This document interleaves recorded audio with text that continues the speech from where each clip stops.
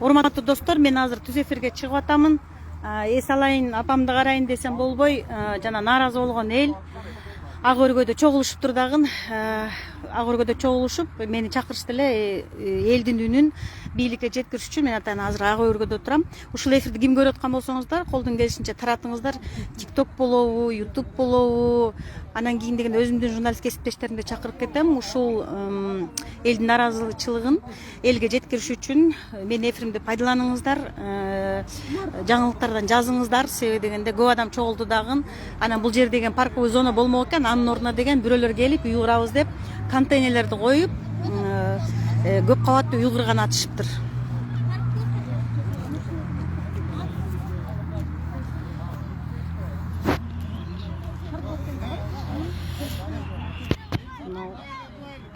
Не болуп атат?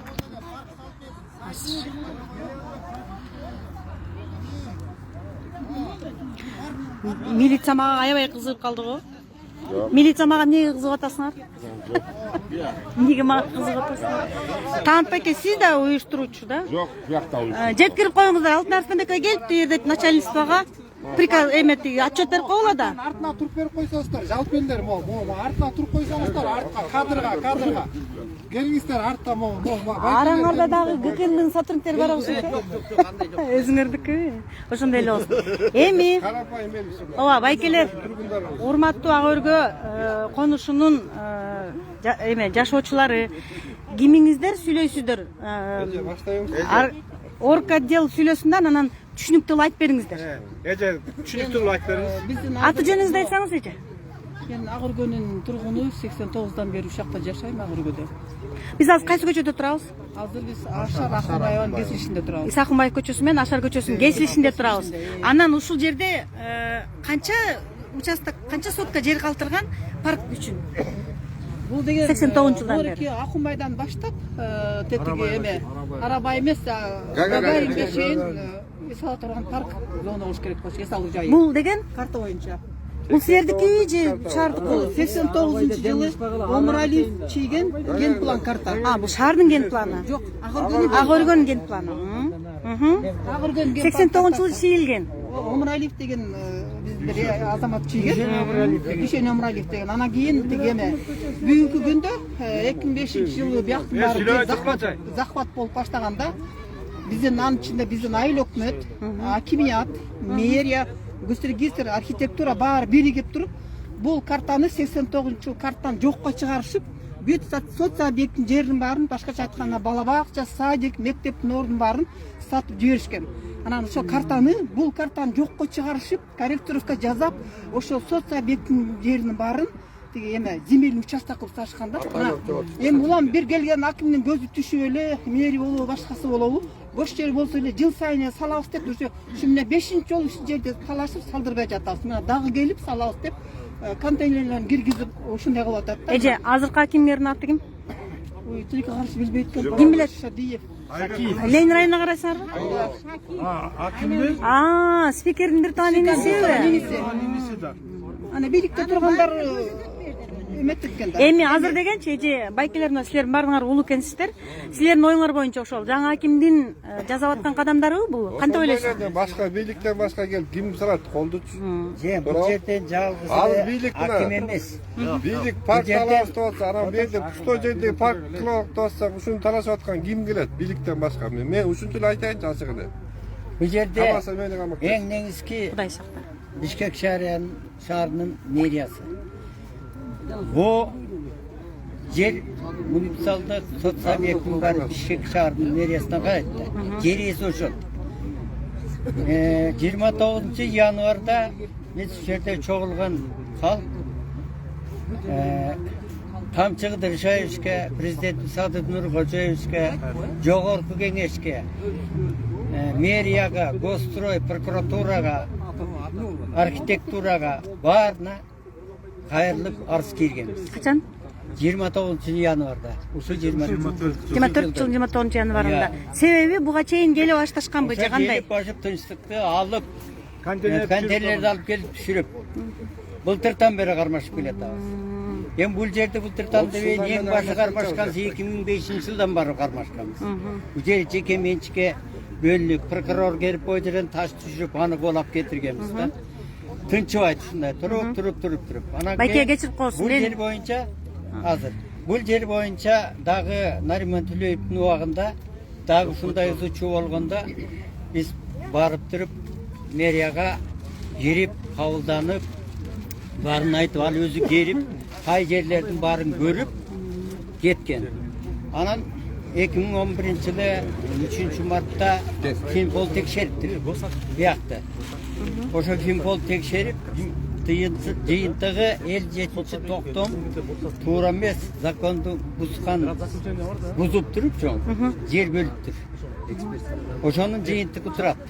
Аны же прокуратурага өткөнү, же МВДга өткөнү билинбей, дайноту жок болуп турат да, кая өткөнү. Архив берип атат. 57 токтом 420 кишиге бир эле токтом менен берген. Бир токтом менен 420 кишиге. Ал архивге барып сурайт, акимият, Илендир район акимияты тиги жанакы постановлениянын көчүрмөсү менен берип атат. Элге берип атат тиги токтомдун постановлениянын көчүрмөсү. А түп нускасы келип түшкөн эмес, архивде жок. Бул деген мыйсамсыз болуп атат да. Ошо кагазтын баарын кийирип, заявление жазып берген прокуратурага кирген атам. 2 күн документ даярдаш эмекен, тарбол. Эртең бүрсүң деп атат. Январда жазылган катка жооп келдиби? Жооп берди. Эмне? Жооп берди. Биринчи мэрия президенттикке келди. Аппараттыкы. Не дейт? Ал указание берилиптир. Соответствующий органдаргачы. Соответственно, орган ким? Ал мэрия, прокуратура. Алар эмне дейт? Алардын жооп бергендери отписка менен гана занимать этишет. Бири-бирине окшош. Туура. Арестада жатат. Турат дегенде. Бирок аягында ГКМ чакырды, ГКМ Ленин районунун бөлүм башы ошол жерден барып айжерге барсам, байке силердин жергиликтүү городской советтин депутаты бар экен. Ошол мэрия болуп биз болуп туруп тиги административный сотко берген атабыз. Ага чейин эчтеке салбайт. Өзүм көзөмөлдөп турам деди. Аны көзөмөлдөп турса деле улам чекесинен түн ичинде контейнер коюп кетип атышты. Ким экенин билдиңерби? Эми аларды сүрөткө тартып, машиненин номерун, крандын номерун жазып туруп, жанакы райондун ГКМда берилген. Эми ким экениңерди айтып коечу. Канаке. Компания представитель экен. Айтып бериңизчи, сизби ошол строй компаниянын? Мен бул жакта салып атам. Сал баштан. Жок, Бул жагы каяк? Мына могул жерде. Эже мен Биз айтып турган жер. А биз турган жер парк болуш керекпи? Анан сиз кайсы компания эми аталышы барбы? Абсолют инвест. Абсолют инвест. Жетекчиси ким? Өзү директор. Сизби? Жашыңыз канчада? 27. 27 да? Точно айттыңыз да, 27. Аты фамилияңызды айтып коюңузчу. Иман Аскарбеков. Аскарбеков Иман. Анан сиздин компанияңыз качан эме уюшулган? Канча жыл болду? Жакында эле 2020 болгон. Мен жакында эле сатып алганбыз. Биз сизден башка дагы бирөө барбы? Мен Байкем. Байкеңиздин аты ким? Байкем. Тынчтыкбек фамилиясы? Арасулов. Жакын бир туугансыңарбы? Анан буга чейин кайсы жакта үйдү курдуңар? Жаңы болгондо кырсаңар ким айтып койгулачы, мына эл кызыгып атат, мага баары бир. Эч кандай кырша жок. Мен да Агоргөдө жашайм. Кайсы жерде жашайсыз? Мен Тоғыз кайрыкта жашайм. А сиз муну эл карасаңыз, жөнөкөй карапайым эл айтып атат да, парковый зона болуш керек деп 89-жылдан бери ушул жерди кайтарып келатабыз деп атат да. Сиздин оюңуз кандай? Эми мен билбейм да ал жөнүндө. Мен да бирөөдөн сатып алганбыз, мисалы да. Кимден? Мен Кимден сатып алдыңыз айтсаңыз? заказчик, же мен подрядчик. Заказчиктер өзүнчө. Хорошо, заказчиктин атын айтыңыз эми. Алар эмне иштешип атасыздар? Нурлан деген байке, мен Нурлан деген кандайча билбейсиз? Договор түзөсүз, жолугасыз, договорсуз жолукканга чейин 5-6 жол чай ичесиңер. Ат фамилиясын айтып коюңуз. Мен билбейм точно. Нурлан деген байке. Нурлан деген байке, анын компаниясынын аты эмне экен? Компания Болуптур, фамилиясын билбейт экенбиз. Ал деген эмне кылыптыр? Байкелерде копиялары бар даже. Иман уксаң, ал деген бул жерди сатып алган бекен. Сатып алган. Канчага сатып алыптыр?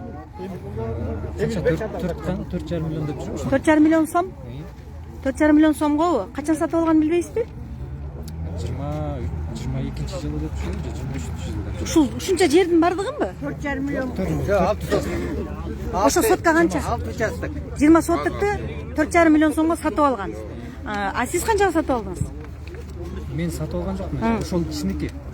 А мен подрядчик мына жерде строитель мындайча айтканда. Ошол Нурлан деген киши сатып атат дагы, анан сизге Ана проект заказ берип атат. 20 соттук сразу. 20 соттук.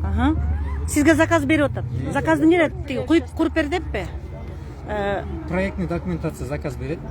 Даярдайт. Анан мени мага куруп бер деп атат. Хорошо. Неме канча кабат үй курган атасыз? Алып калсаңыз. 3 этаж торговый центр. 3 этаж торговый центр курган атасызбы? Үй эмеспи? Байкуш жанандарга эме ипотечный үй эмеспи? Сиз торговый центр курган атасызбы? 3 этаж, 20 соткага. Алдында парковкасы барбы? Бар. Канчага баалаштыңар? Канча акчага саласыз? Квадрат метр эсептелет. Квадраты канча болуп калат ушунда? Квадрат метр. Квадрат метри 1,5 миң сом. Жумушчуңузгабы? А Нурлан неге өзү келбейт? Бул жерден эч нерсе чечилбейт. Анан сиз айттыңыз да, мен 2 жол бардым. Мен жолумду тосуп атышат, курба деп атышат. Эмне кылайын дедиңиз да, же сүйлөшпөдүңүзбү? Эми мындай дежи.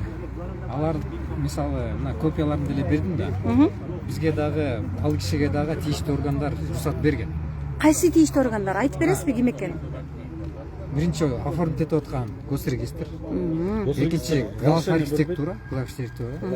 Анан госэкспертиза. ГАСЭ. Да понимаете, это вы, блин, госстрой. Ошол уруксат берет. Ошонун основаниясында ал курам деп атат. А сиз деген ушул эл каршы чыкканда сиз айттыңызбы? Хорошо, ладно, ген планды көрсөтүп койгулачы мага. Аяка курбагыла деп атат. Силер кантип уруксат бердиңер? Мен эмне кылайын? Орто жолдо 2 кагышта орто жолдо чымын өлөт болуп атам дедиңизби? Эч нерсе деп айткан жок. Неге? Мен неге айтам? Сизге курдутпай атышпайбы? Сизге курдутпай атышпайбы? Эми билет ал. Эми билет. А буга чейин андай сөз болгон эмес. Болгон. Айтылыптыр деп, айтылыптыр. Ошону айтып атам дейт. Мына бир жума болду примерно. Азыр сиз каяктан угуп келдиңиз эл чогулганын? Мен эртеден бери жүрмүн. Эмне кылганы? Казганыбы? Мына мен жумушту баштайын деп жүрмүн. Сиз Кыргызстан жаранысыз да? Кыргызсыз да? Жарандан ушан көргөн жаран экенсиң, анан өз жериңди коргобойсуңбу сен анан? Жаран эмес.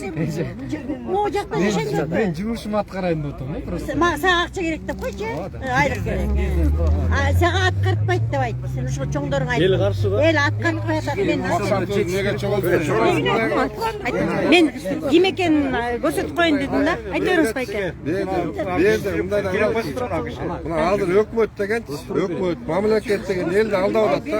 Ачык айтайын. Бул эми алдоо эле болуп атат да. Ататүрк паркындагы жана салып алган документи бар. Бул тек условиясы менен болгон эменичи паркты алабыз деп атат, туурабы? Эми ошол эле эме убакта кайра ушул жерде парк, пустой жерде парккачы кайра элге берип атат да, ушинтипчи четинечи мына 20 сотук тиги буданчы.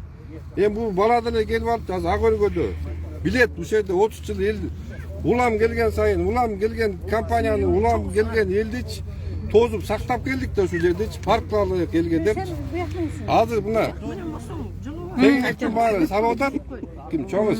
Айта бериңиз, айта Тегилик бериңиз. могу шаардын ичинде там эле салып атат да. Эртең абаны каяктан алып келет? Абачы бул парк деген бул деген фильтр жана теске миллиондогон, миллиарддаган фильтр алып келебиз деп атат. Ушул жерге парк кылып койсочу, ушул жердин абасы шаарга кетет. Биринчиден. Ошол парктын жанында балдар аянтчасында болуш керекпи? Ак өргөнүн Анда деген баарыңар чогуу эле айтып коесуңар, бизге соода борборунун кереги жок. Бияктан баштап бери Гагариндан акмайгы парк керек. Бизге парк керек болду. Парк керек. Болду ошол эле керек. Парктын ичинде оюндай турган жерлер болот да. Бул түшүнгөн адамга шаардын, келечектеги шаардын баары ушул Бишкек шаарынын эмес үчүн талашып атабыз, чоңуз. Бийинге парк эмес, азыр камок курганга да болбойт. Бул деген мынакей эжеке 89 жанагы архитектурада жогот үй атайын. Коррупция мына. Ошону дагы бир көрсөтүп коелучу. Кайра Бишкек кана парк? Ушул Мынау парк? ушул картаны атайын жогот үй. Аягына чейин карта. Ушул жерде турабыз биз азыр. Эмичи эже? Бояктын баары эсалы жайлар буларчы. Балдар ойнот турган жерлер. Бизден Ушул мынаны көрсөтүңүз. Темир жолдон 7-ci школго чейин о үйдүн ордун бар, парк, базар бар болчу. Эми байке эже. Мына Акынбаева. Аха. мына бул Акылбай менен мына Ашар көчөсү да. Мына булар ушул жерге салган жатат. Калганы тийилген жокпу? Кемеген жокпу? Барын да салып кетти. Мога арабага чейин алдырайын жерде парк курулду. Мына жана корректировка жасагандыгы үчүн бүт соцобъектин бери сатылып кетти. Азыр молардын баары сатылып кеткенби? Сатылып кеткен. Парковый зона болот деген бардыгы. Азыр кайсы жери бош көрсөткүлөчү? Азыр мына могу жери гана бош. Ана мунун аркы бетте могу кичинекей жери бош. Аякта контейнер. Биягы да толуп кеттиби? Бүт толуп кетти аяктын баары. Бул жагы да толуп кетти. Бул жакта эмнелер бар? Биякта негизи могу карта боюнча Эмне курулган? Могу жерде. биякка бир гана мектепти 50 туркап салдырды 84 калганына бүт чоңдор жалаң эки этаж үйлөрдү салды. Ушул жерде мектебиңер барбы иш кылса? Бала бакчаңар жок. Бир эле бала бакча. 2 школ, 1 бала бакча. Бизде негизи 8 садик, 6 мектеп болуш керек. Болуш керек. Ген план боюнча. Бояк боюн бу жерде 9 бала бакча түшмөк. 9 бала бакча. 2 балдардын ден соолугу борбор түшмөк. Анан эме түшмөк. Аксакал ордосу түшмөк бу жерге. Айке муну ушул жер бош дедиңер азыр. Ушул кайери 20 сотук. Бардыгыбы? Же кайери? 20 эмес, бул жерге мо жетимден берди. Кайда 20? Бу жерде бир 2 гектар жер жатат. 2 гектар жердин 20-сына курабыз дешип атат. Муну жерде эле калтырган атат, булар, получается. Эми бул жерде бу карта менен эртең менен көрсөттү. Бу жанакы баланын эме салабыз деген. Бу жерге анын картасында жүрөт же беркинин 3 эме түшөт, вроде 3 торговый центр. Бул ушул жерге 3 торговый центр. Үчөөнү курам деп атабы. Үчөө курулат экен. 20 сотка. Ал жөнөсөз бирок. Сөзсем Жок, ал проекти жөнөлөсөз эмес. Ал мындай кылган атат. Торговый центр кылат по виду. Булар 3 этаж деп атпайбы? Мына бореке 10 этажга колхозный магазин 2 этаж болуп салынат деген. Ошол жакта жашоочулар айтты да, а бул 10 этажды куруп салды. Ошондой эле да бердилер. Анан бу жерде ошондо маскирап болот. Анткени мага Бишкек мэриясы жооп бергенде закондуу түрдө аяк өкмөт менен келиштирип берилген. 10 этажды үй курулат аяка подземный парковкасы менен деп кагаз келди менде турат. Эми баардыгын айтып койчумуз. Дегенге могу жерге атайын японецтер келип, өзлөрү келип бак тигип кеткен. Японецтер келип, коом ошол японецтерди алдап атат да бердечи. Ошол бакта эми бер жака жылдырып туруп, ал бактын баары курап калды. Атайын куратып ташты да мындай айткандачы.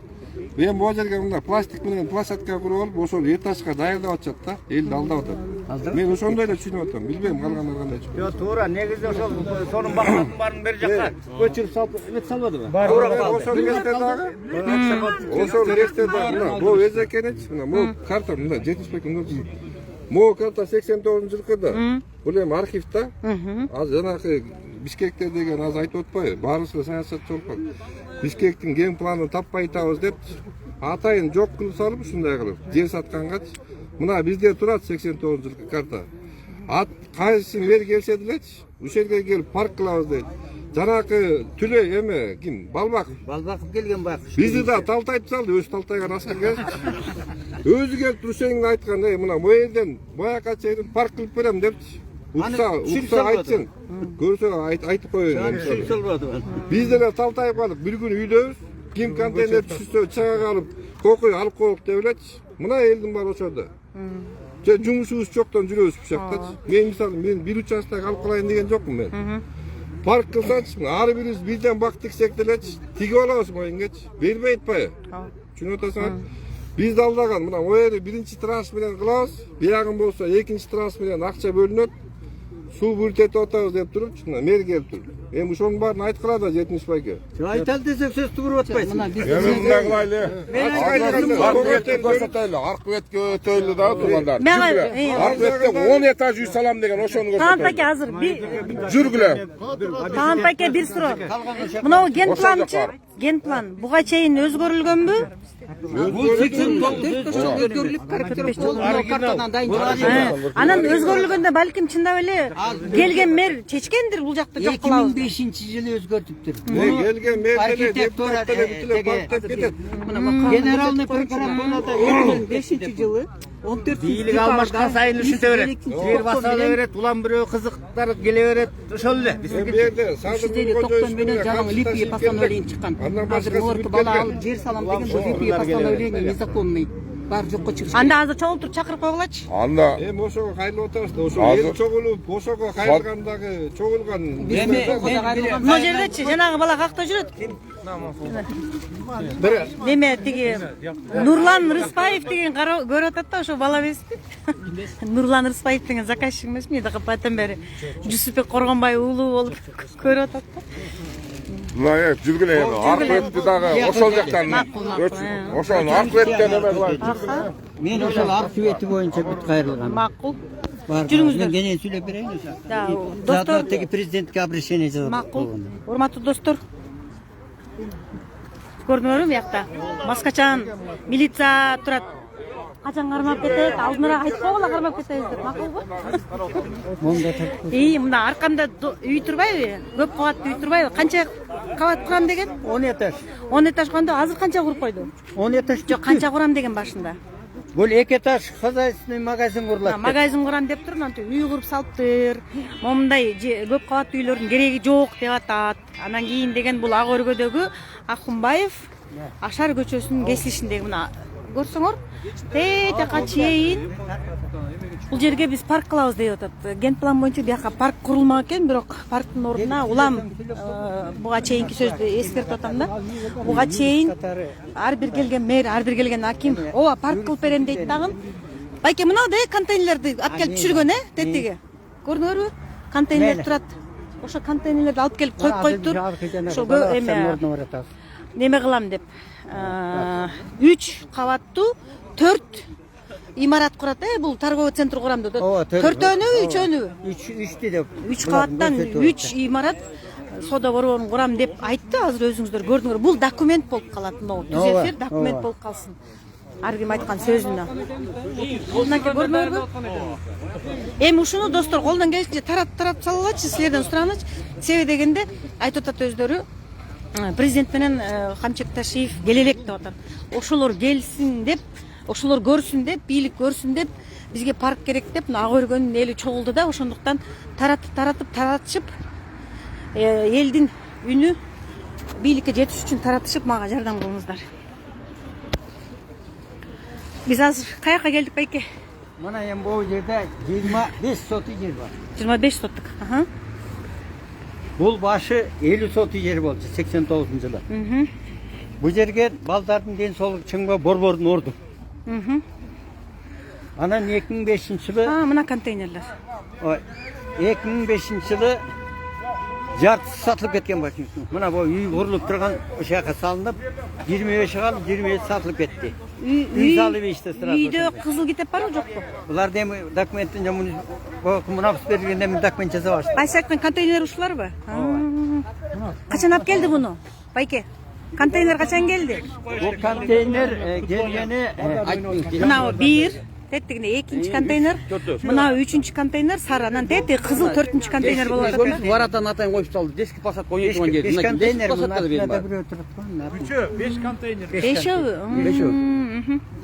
Ушу 20 Айта бериңиздер. айтыңыз. Январда келишти булар контейнер коюп. Анан ошондон баштап Быйыл январда келишти. ооба. Ошондон баштап биз чырдашып, анан биринчиден Сады Нуркоевич президентке кайрылдык. Арыз жазып бердим. Ошо 29-сунда эле 5 станцияга президентибизге, Камчы Кыдыршаевичке, жогорку кеңешке Шадиевке, Шатиев, мэрге, госстройго жолду. Кат келдиби? Ошолордун баарын катын жиберип келди. Прокурордон келди. Алар не дейт? Алар кабинетинен чыкпай эле, бияк туура экен, келишилген, баары туура аяка берилген, 2 баягы 10 этаждуу үй курулат парковкасы менен деп.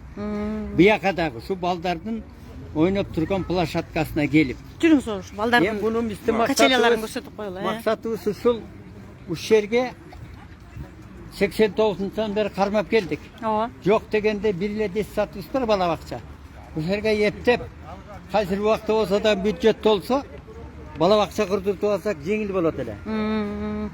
Анткени мынакей контейнерлер. Ак Ордодо Birinci başında 89 yıldan general plan boyunca 3666 tütünge bölünген жер участок. Азы канча жашайт?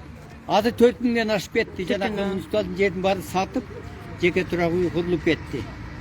Öncesi. Ana 25 binge yakın halk yaşayt bizde. Ana oşondan içine neler her birge birden kılgan deleçi. Birden bala olganda 25 bala olup kalatpay. Ananın soğa bir bala vakti jetegi. Mına bu жерге jeke bala vakti kurup koygan. Bul degen 9000'den alar. Argan görüngen жерге baldardı des satkalıp barataz. Biri de 2'den 3'ten bala var. Ооба. Ayaklarda 10.000'den 15.000'ge çeyin alat. Байке, мыналарды ким кылган? Bulardı bunu biz Türkap Türk meriya kıldırtkan. Мэрия, ким мэр болчу ошондо? Şonda meriya bunu koca jakında ne oldu da ya bunu. Мынабаларды ким кылып берди? Tamam gelgeni. Ben 3 yıl oldu şu. Балдар аянтчасы деп. 10 жыл болуп калды. Балдар аянтчасы деп ким кылып берди? Кимдин малында болчу? Эстегилечи. Достор, Аксакалдар отурат. Аксакалдар отурат. ооба.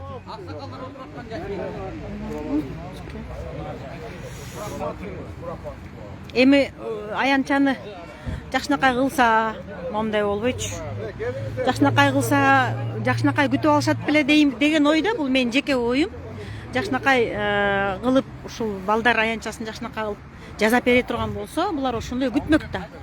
Анан кийин деген момундай кылып коюптур, эми кичине болсо да балдар ойноп атат, бирок монтип эл чогулуп Bu buradaki oyna turgan nemeni Mer Alınbek'in uağında familiyası mı? Ибраев. Sıdık Valimir. Бул жерде депутат менин коллегам Алымбек Бактыбекович куруп берген бул жерде. Мындайда биздин мынол курулганды Сыдыков Алымбек Бактыбекович куруп берген бул. Өзүн чөнтөгүнөнбү? Yok Жок. Meriya. Мэриянын эсебинен ошол титулга Ошол кишинин малында кол коюлуп десеңиz, өзүн чөнтөгүнөн кылбайт алар. A bu yağın bolsa, bu yağın bolsa. Zamandaş partiyası mondan arkası. Сайлоонун алдындабы? Ova. Şaylonun altında bu. Ол жерде о эл суранып атып, белделечи буну баарын курган. Ал депутат деле эл үчүн эме алган да. Мындай айтканда Çılgap yürüp benim. Айтып атам, өзүн чөнтөгүнөн курбаса керек. Şaylonun altında. Эми мэриянын алдынан, мэриянын эсебинен курулган. Ne sevinen acık etmiyor. Бизге мынтип атат да, булар шултосу.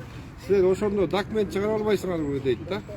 Эми түшүнүгүм боюнча да Кыргызстанда документи жок жерде эле жүрөбүз да биз. Мисалы жолдорубуз, анда жолго деле бирөө эртеңдин тозуп алып, бунун документи жок экен деп тозуп алса кандай болот чоң? Айтмакчы байке, ак өргөдөгү үйлөрдүн документтери барбы? Кызыл документ. Биздин документ законду алганбыз бизге. Мындай да. Айта бериңиз. Бул жерде мына детский площадка турат.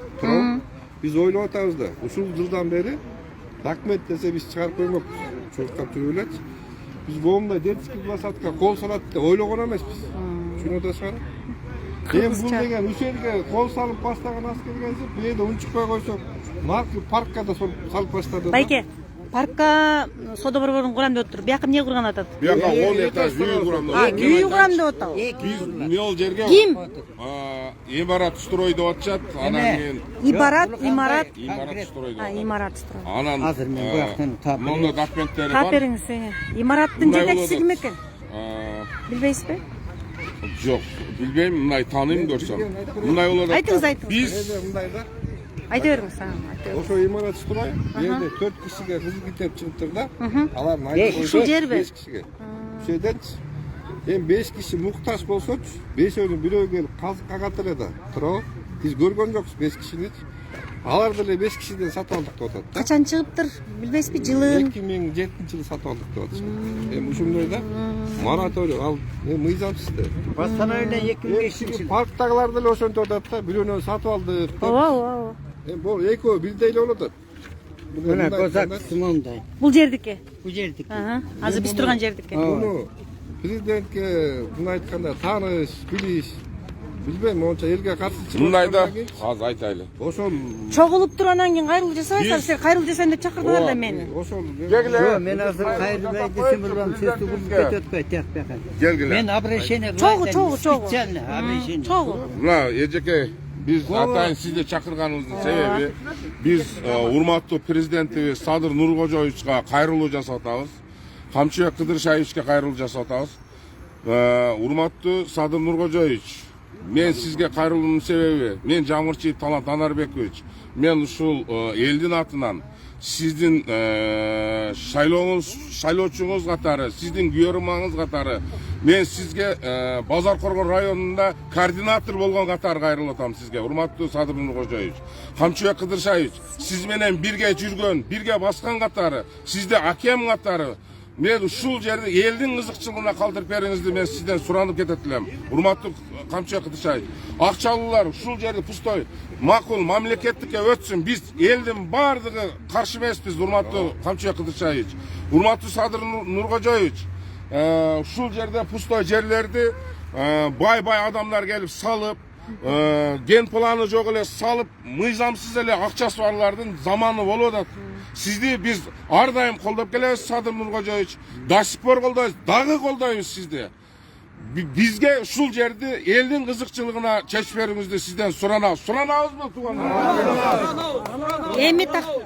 Эми байке кечирип коебуз, тактап кетиңиздер. Бу жерде эмне болуш керек суранганыңар боюнча, тиякта эмне болуш керек? Бу жер башы балдарга спорт комплекс курулмак. Детский, здоровательный центр. Байке, Эң негизи 89-жылы. кечирип коюңуз, сөзүңүзгө калды. Талант байке суранды. Эми муну мындай деп эле айтып коюңузчу. Тарыхын кереги жок. Бул жерге бизге бала бакча жетпейт. Бир бала бакча бар. Ушул жерге бир Биз турган жерге. 200-300 орунду бала бакча курулсун. Кайра буяка өтсүн. Эми паркка эмне? Парк жагыбыз. Ошо парк боюнча калсын. Парк боюнча толук эле. Анткени азыр экологияда өзүңүздүн политикаңыз боюнча жашылдандыруу, бакшак тегилбеген жери калбай калды. Шаар жумурткадай болуп эле курулуп ар кайда курулуш курулуп атат. Элдин биринчи ак өргөнүн муктаждыгы ак өргөнүн бош жерине парктай, калган бош жерлерде больница болобу, бала бакча болобу, детский больница жетпейт. Ушундай социальный элге керектүү нерселерди куруп берүүнү суранабыз биз. Кайырлуубуз. Анан дагы бир айта турган эң маңыздуу нерсе ошо 57-2005 жылган 57-11 токтом, бир токтом менен 420 кишиге участок берилиптир. Азыр ошо чекесинен кетилип бериле баштады. Сиздин политикаңыз өтүп кеткен социалдык жерлердин баарын кайтаргыла деп атасыз. А сиздин кашыңызда турар мэрлер жана гостройлор биригип алышып мафия түшүп чекесинен сатып атат биякта. Ушуга сиздин көңүлүңүздү бөлүп, биз аз күндө жазуу түрүндө да алдыңызга 1-2 күндө аз киребиз. Буга чейин да киргенсиз. Буга чейин да 29 январда киргенбиз. Аяктан мында отписка менен кагаздар келип тажатып бүтүлдү. Сотко да бердик эле, сот болсо 3 жолу аткылатып өтөтүп коюп атат. Кимди сотко бергенсиз? Жанакы мэрия берген. Кимди? Биздин арызыбыз боюнча эме жанакы административный сот. Бул административный сот деген Кимди сотко берип атасыңар? Мэр кимди сотко берип атат? Компания. Ошону тактап айтсаңыздар, эл түшүнүш үчүн. Компаниянын ошо жанакы бул жерди кайра мэриянын балансына алыш үчүн. Байке, мына контейнерлер 29 январда эле келгенби? Ошо силер жазганда эле.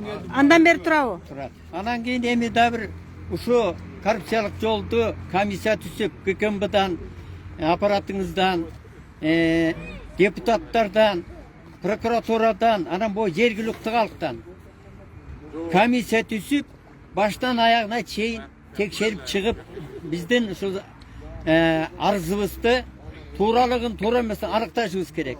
Мэриянын ушул жерде жетекчилерин иштеген өкмөт кишилеринин тазалыгын да текшериш керек.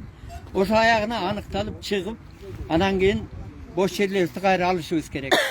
Эми андан кийин калды дагы сизге айтарыбыз ушу күрөшүп атабыз, иштеп атабыз, көрүп атабыз. Сиздерге колдойбуз демекчимин.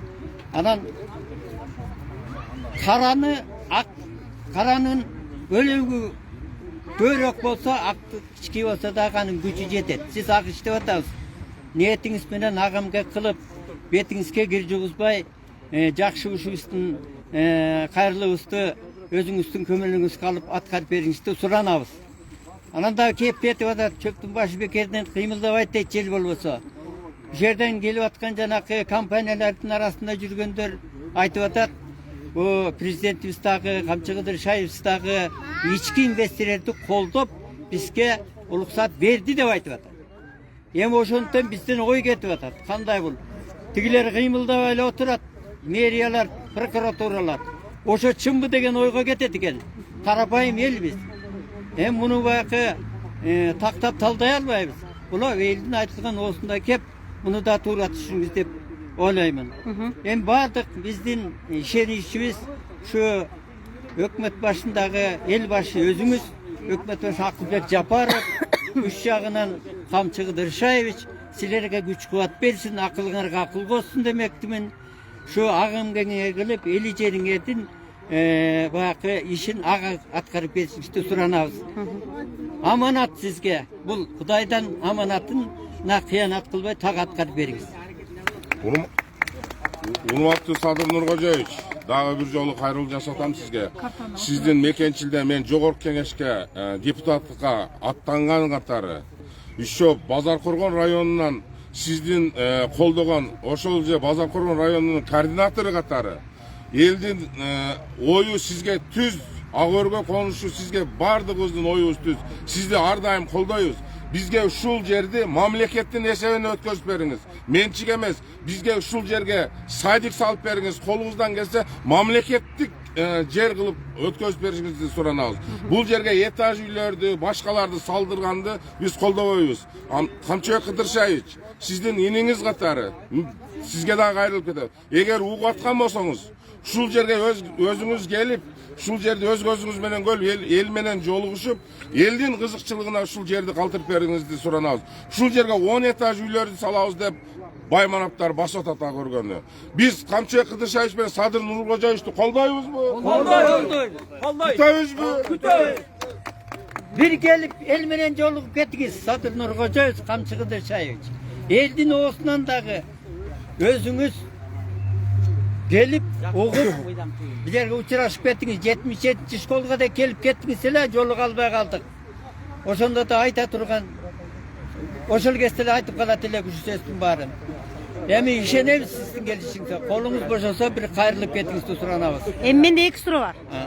Мына ушул жерге тиги бала бакча курулсун деп атасыздар, ошол жакшы болот эле силерге, жардам болот эле. Анан кийин деген тияк болсо парк деп атасыңар.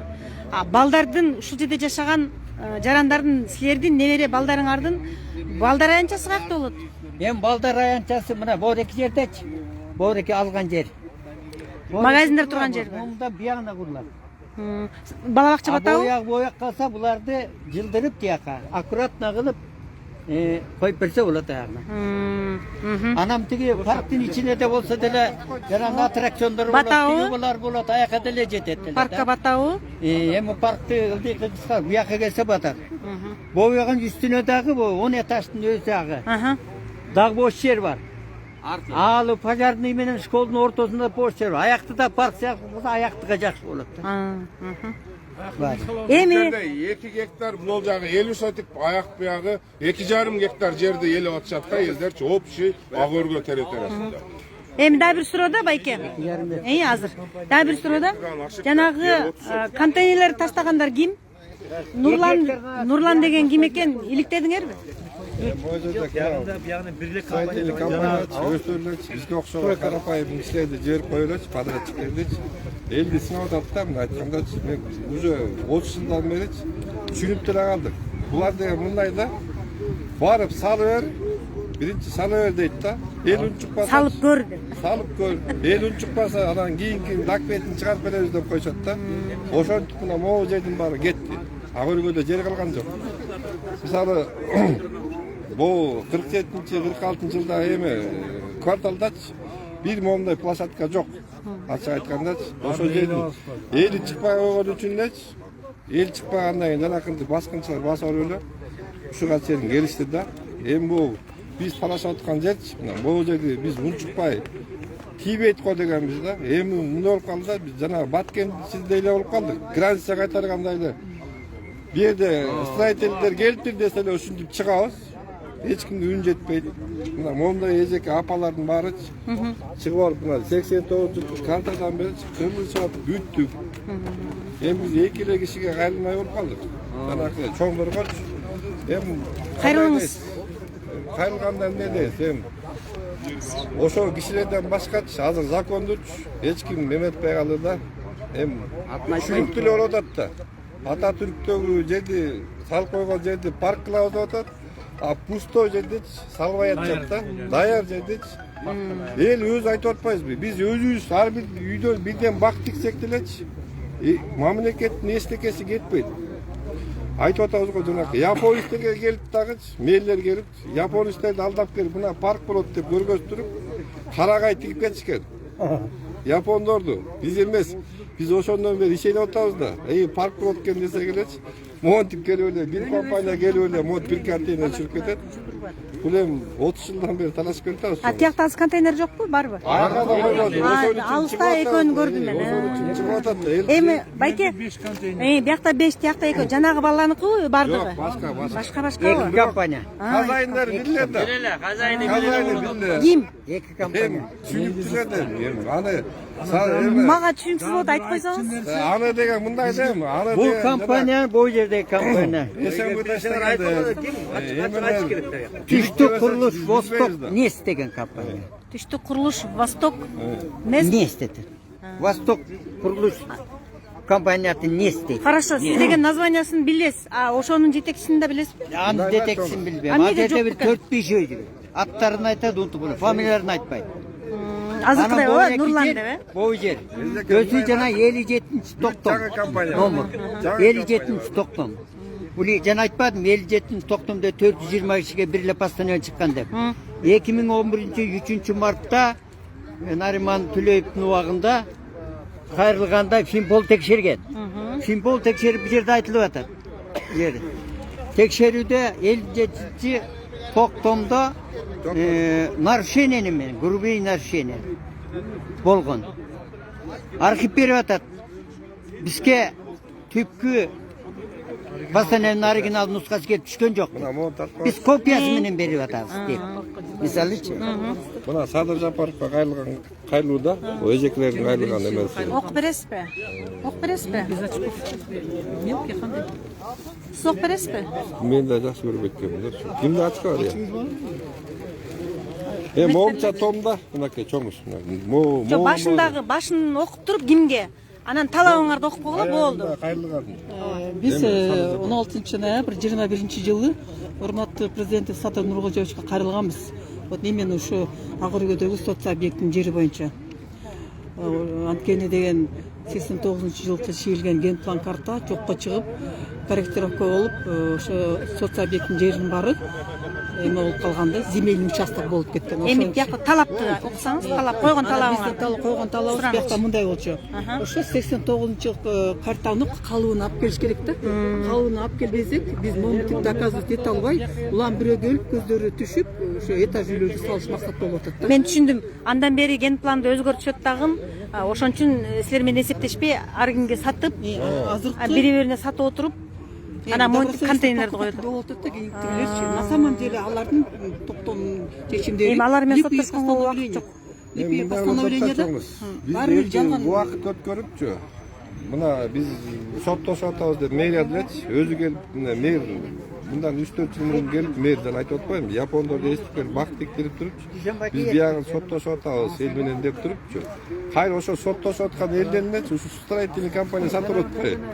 Түшүнөсүзбү? Сотто болуп аткан ишти элечи компания кайра сатып атат да.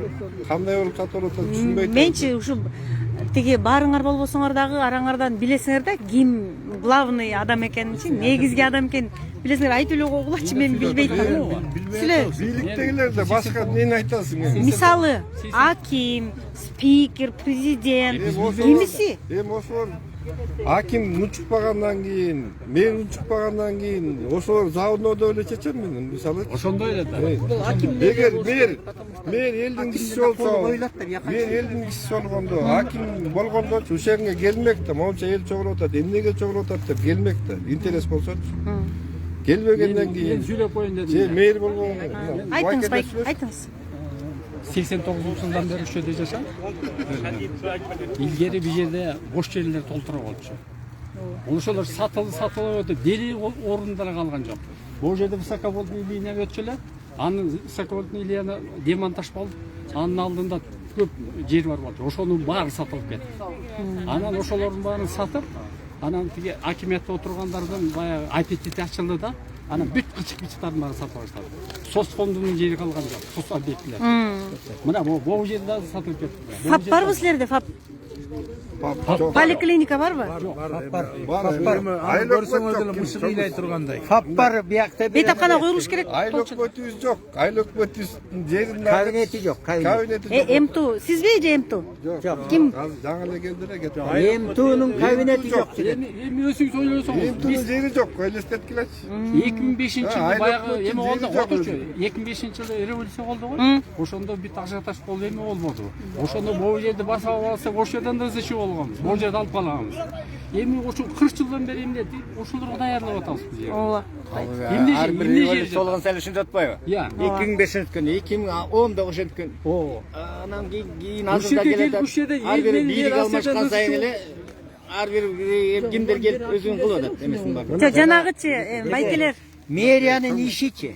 Мисалы, бизден түшүнүбүздөн мурун мындай эле.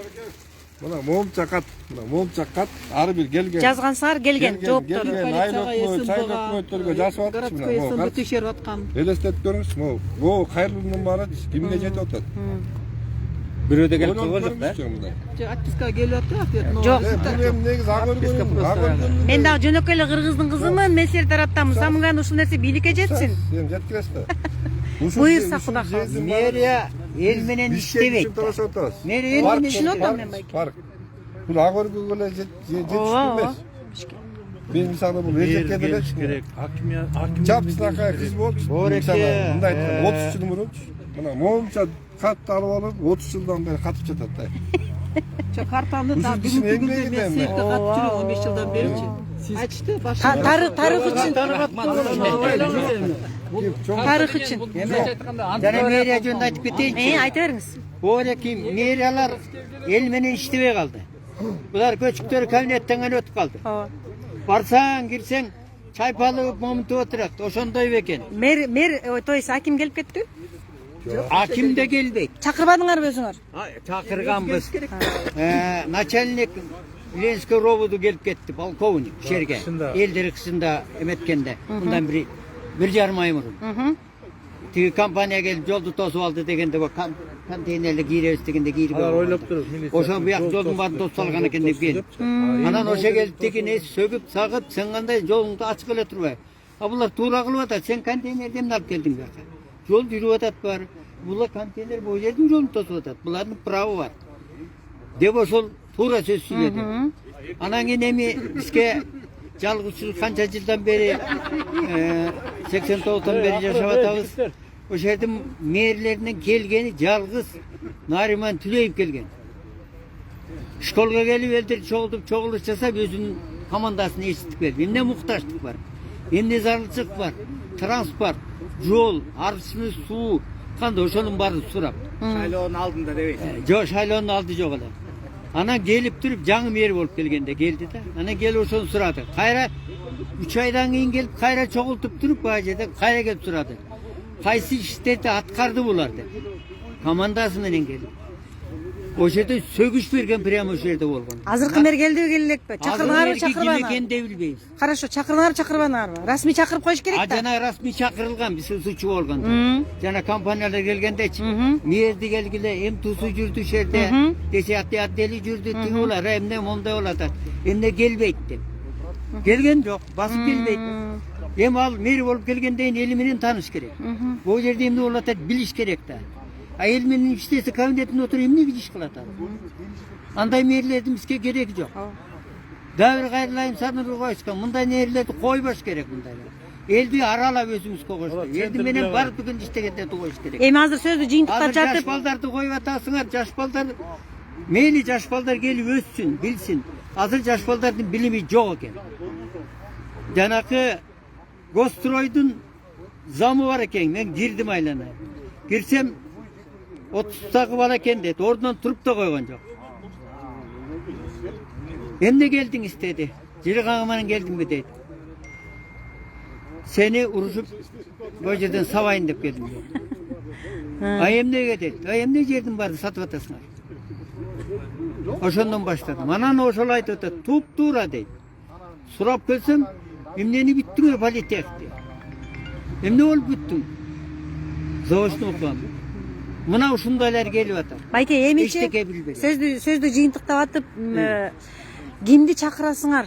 Биринчи мэр келсинби, аким келсинби, же глав архитектура келсинби, же госрегистр келсинби, кимиси керек силерге? Ол мэриядан иштеген ошол структурамызга эч ким керек жок. Мен оюм боюнча.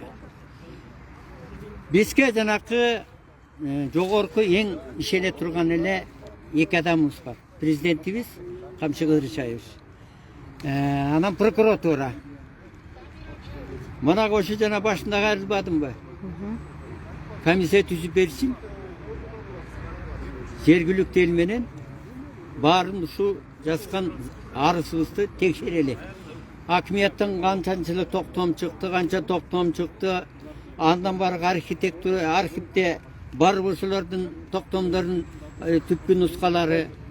Андан кийин барып туруп госрегистр эмне себептен ореки копия менен көз акты берилип атат. Аны текшерилсин. Архитектура эмне үчүн уруксат берип, тиги проектлер чийип берип атат жанакыларга. А госстрой мына көчөгө кирген госстрой коюп бериптир. Бул компанияга уруксат деп. Азыр гостройдун чоңу ким экен? Азыр Орунтаевдин колу жүрөт. Орунтаевпы? Орунтаевдин колу жүрөт. Анда Орунтаев келбейби? Президентке чейин келбейби? Келсин анда ошо президентке чейинки ошо келсин да. Орунтаев келип өзү жооп берсин. Ошонун жана кагаздары жүрөт асыл. Ошону айтам да. Анда Нурдан Орунтаевга түз эфирден салам айтыш керек. Анан урматтуу Орунтаев. Ким аты? Нурдан. Нурдан Орунтаев. Сизди ишенип президентибиз ушу кызматка койду эле. Баягы Бишкек шаарынын мэрисин замы болуп жүргөндө агышып тагыш деп жанакы мыйзамсыз курулган жол жээгиндеги баарын бузуп талтырып жакшы иштеп аттыңыз эле. Эми ушул ишиңиз толко жоңоюп креслого отурган унутулуп калды. Эмне үчүн бул жака уруксат берип атасың курулуштарга? Колуңузду коюп. Келип о жерде Агыркөөнүн элине келип жооп берип кетиңиз. Эми бул иште жөн калбайт. Барына кайрылдык, аякка деле президентке деле жооп бересиңиз. Эмне үчүн кол койгонуңуз? Ар бир ким киши колун жүзүн жооп бериш керек. Биздин сүйлөп атканыбыз үчүн да биз да жооп беребиз, өнөкө карапайым болгондо. Калп айтып атабыз, чынын айтып, аны териштирилет баары дег. Эми ушу эфирден пайдаланып, сиз Агыркөөгө келиңиз, кечикпей. Элдин атынан өтүңүз. Ооба. Өзүңүз о жерден элдин үнүн уксун, Элдин үнүн угуп кетиңиз. Биздин талабыбыз ошол. Суранбайбыз силерден, талап гана кое алабыз. Бизден мынау контейнерлердин баарынчы эл жокто жаан чачын болуп турган убакта чакап келип түшүрүп коюп кетип Тең менен эле кечинде түндөс. Таң эртең менен мен баягы ошо бир иштер менен таң эртең менен кетип баратсам, мынау контейнерин могуна алып келип коюп коюпсуз. Ичи бошпу? Ичи бош, ичи бош. Мына ар жакта балдардын футбол ойногон баратасы тиги топ кийгизген. Аны тосуп таштады. Балдарыбыз азыр каяка барып ойнош керек? Неме жанагы баягы эме дейт го, отургучка пакетин коюп кеткенде бул менин жерим дегендей эме ээлеп коюп кетти да. Бир опасный болуп атат бул. Коркунуч. Кенедей балдарды жерге чыгып бияка ойнойт, үстүнө чегип, салто кылып түшүп атат. Мойну аркасы сынса ким жооп берет? Кудай сакта. Муну айттык. Муну алдыргыла деп. Экенби Ленин районуна алдырткыла муну деп. Не дейт? Жооп берди. Милициялар келди, алдырткыла дейт. Эми булар курулуш жүрөт, тура берсин мишет этип атат. А балдар келип чыгып барып секирип атат. Колу куту сунса ким жооп берет? Ооба, туура айтасыз. Туура айтасыз. Баягы эмен айтпайсыңбы? Койлорду салып алып, тиги отун суу казандан бери алып келип тамак беребиз дейт. Астынан өтүп коелу деп кое элдинчи. Деп ошентип келиштиби? Биз деген бул жерде элдер Ачка калган жок. Тамакка муктаж эмес эч ким. Чайына дагы, майына дагы, ошонун баарын тең ушул. Ким ошентип келди байке?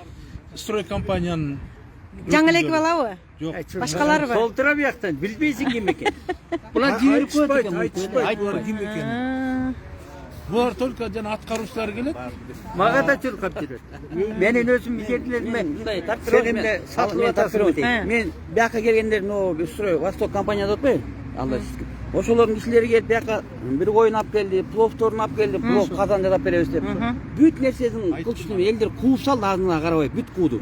Биз кандай керек? Акча приложение кылды молодежьторго. Восток курулуш дейт. Восток курулуш. Бүт нерсени кылды. Бу жерде Агоргөдө аттуу баштуу балдар бар, ошо жигиттердин лидерлерин кармап, ошолордун баарына тартып көрдүк. Иш кылса биргесиңерби? Баарыбыз бирге. Сынбадыңарбы? Сынган жок. Эчтеке эметкен жок. Эгем жаш келечек балдардыкы да, жаш балдардыкы. Балдар үчүн салып берсин, самый главный ошо. Наржак парк болсун, бияк болсун, детсад болсун, ошо элдин калыбы. Главный ошол да. Силер кимсиңер айтып койгулачы. Бул жакта жигиттер ушул ак өргөлүктөрдү кайтарып турган экен, анан ушул балдар эртең мага келип мени алып кете турган болсо, жүздөрүн таанып алыңыздар. Участковый балдар. Участковыйбы? Участковый берди, Агоргөдөн участковыйлар берди. Эл чогулганда келип калдыңарбы? Не болуп кетпесин деп. Мениби? Неге карапайым эл эмне урат мени? Карапайым эл. Рахмат. Мен коркпойм, мындай да. Жанагы эме камерадан түшөрүп могу жерде. азыр мен өзүмдү каратып алайын, анда эмес. Макул азыр мен өзүмдү каратып алайын. Мындай да өзүңөр көрүп атасыңар го. Жанагында ким чыкса эле, мына өзүмдү карап атам. Ким чыкса эле, журналисттер кимиси сүйлөп чыкса эле, бардыгын кабап атпайбы? Анан кийин деген ошон үчүн деген айтып коеюн, мени деген түз эфирде канча деген адамдар көрүп атат. Достор, сиздерден суранам, ушул түз эфирди бөлүшүп коюңуздар. Нурдан Орунтаевка жетсин деп атат, президентке жетсин деп атат, Камчыбек Ташиевке жетсин деп атат. Мэр келбептир, аким келбептир. Аким келбептир, кабар албаптыр. Ушунча элдин сөзүн уксун деп атат.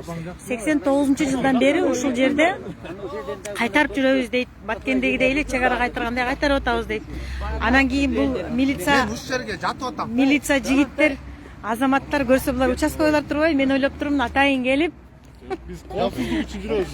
сонун. Жок. Жакшынакай жөнөкөй жарандар эмнеге урушат? Урушпайт, Кудай сактасын. Туура тиги строй компаниянын өкүлү келген. Туура. Сиз жооп бересиз. Только силерге жооп бере бергилечи, мен жооп бербей эле коеюн. Жооп бербейт, ошон үчүн келип атабыз. Силерден сураныч, таратып коюңуздар дагы. Силер да тарттыңарбы? Өзүңөр дагы таратып кал, себеби дегенде силердин сөзүңөр дагы угула берсин. Анан колдон келишинче ушул бийликке жетсин, себеби дегенде 89-жылдан бери ушул Ак Өргө конушунда жашагандар парк кылабыз, бала бакча курулат деп үмүт этип күтүп отурса, мамлекет кыймылдабайт. Мамлекеттен тыңыраак болуп, байлар тыңыраак болуп келип ушул жерге өзүнүн контейнерлерин коюп, жеке компаниялар контейнерлерин коюп, бул орун меники, бул жер меники дегенде ээлеп кеткен экен. Анан эми эртең бүрсүнгү бул жакка деген көп кабаттуу үйлөр курулуп кетиши мүмкүн деп атат. Бул жакта жалаң соц объекттер курулуш керек. Бейтапкана жок дедиңер, Жок. Поликлиника жок. Бала бакча аз, болсо дагы аз. Поликлиниканы айтканда мышык ыйлай турган. Ал деген жерде бирөөнүн частный үйү болчу, поликлиника болду. Мынакей. Байке айтып атат, айыл өкмөт жок. Ошолордун баарын ушул жерге батыргандын ордуна почта жок, больница жок. Опорный пунктлар жок булардын. Ушинтип мына иштеп атышат. Жок дегенде контейнерден куруп берген жокпу силерге? Жок, ошо контейнер бир жагы. Эмнеге жок деп атат? Кабинети бир жагы пусто. Жок да. Кенеди. Жок. Буларга бирденсе жок деген тура эмес болуп калат. Буларга суроо бербеш керек. Булардан булар эме Ачык айтканда өзүнүн мамлекет отура турган айыл өкмөттүн өзүнүн офиси. Аны айттыңыз го. Карасып аткан ошол. Эм тонун. Түшүндүм мен. Эми мен түз эфирди жыйынтыктардын алдында суроом бар эле да, ушул достор аркылуу бийликке жете турган суроом бар эле да. Нурлан деп түз эфирдин башында өзүңүздөр көрдүңүздөр. Строй компаниянын жетекчиси экен. Анан кийин деген жаңы эки бала келди го. Иман деген бала. Ошол бала болсо, алар деген подрядчик болуп атат. Алар деген куруучулар болуп атат. Анан ошол заказчиктин аты Нурлан экен. Нурлан, эгерде сиз мени көрүп аткан болсоңуз, Алтынай Арстанбекова, көз карандысыз эркин журналист. Жалаң эле тиги жарандар тарабына өтүп алып, мен сөзүмдү бүтүрүп алайын, жакшы болот эле, эгерде жолтоо болбосоңуз. Ошол Нурланга кайрылып атам да байке мен. неме кылат. Нурлан болсо мынтет да. Алтын Арыстанбеков мени чакырган жок деп туруп сотко коюп коюшу мүмкүн да. Мен эки тараптын оюн беришим керек. Азыр деген көпчүлүктүн оюн бердим. Анан кийин деген ошол Нурланга кайрылып атам. Эгерде сиз ушул жашоодо Кыргызстанда жашаган тирүү адам болсоңуз, мага кайрылыңыз. Билбесеңиз ушул ак өргөгө келсеңиз, мына милиция кызматкерлерине мен номеримди таштап кетейин. Келип ушулардан номерди алыңыз дагы, сиздин да мүмкүн өзүңүздүн чындыгыңыз бардыр. Чындап эле 15 миллион долларга алып алып, 4 миллион сомго сатып алып, кыйналып аткандырсыз. Мен аны билбеймин. Ошондуктан эгерде сиздин чындыгыңыз жөнөкөй жарандардыкына караганда документально далилиңиз болсо, келиңиз. Мен да сизге түз эфир берем. Бирок мен көпчүлүк тараптамын. Бул тараптардын сөзү кетти. Себеби дегенде булар мага чалды, мен сразу келе калдым. Анан кийин деген мен айттым. Ошол курап турган компаниядан дагы чакырып коюңуздар, МТУдан да чакырып коюңуздар. Алар билсин дедим. МТУ келип кетип калыптыр, эмне кетип калганын билбейм. Ошол МТУнун суроосу болсо дагы мен дагы сүйлөйт элем. Мен жокто келип кетип калыптыр Алтын Арыстанбеков дей турган болсоңуз, чалыңыз, сизге дагы эфир берем. Сиз да өзүңүздүн айтыңыз. Балким ак өргөнүн тургундары сизди каралап жаманатты кылып койгондур. Мен аны билбейм. Ошондуктан сиз дагы мага байланышка чыгып, келип эфир бериңиз. Бирок ошондой эмес, мен жеке чай үстүндө жолукпайм. Ушул жерде элдин арасында эл карап турган моментте сиз дагы келип өзүңүздүн сөзүңүздү айтыңыз. Анан Нурланга да айтып атам. Келип элдин алдында ким экениңизди, кандай компания экениңизди, канчага сатып алганыңызды, анан акырын келип тынжамын келип контейнерлерди коюп кетпей, анан келип алып туруп коюңузду союп, очоктукко тиги эмени палоону демдеп коюп, буларга кошоматтанбай, ачык эле келип мындай деп, эгерде чындыксыз тарапта болсо, келип ачык эле элдин алдында сүйлөп, таанышып, документиңизди көрсөтүп кетиңиз. Ошондо мен келейин. Кийиниңер мага чыксаңар дагы мен ушул ак өргөй элинин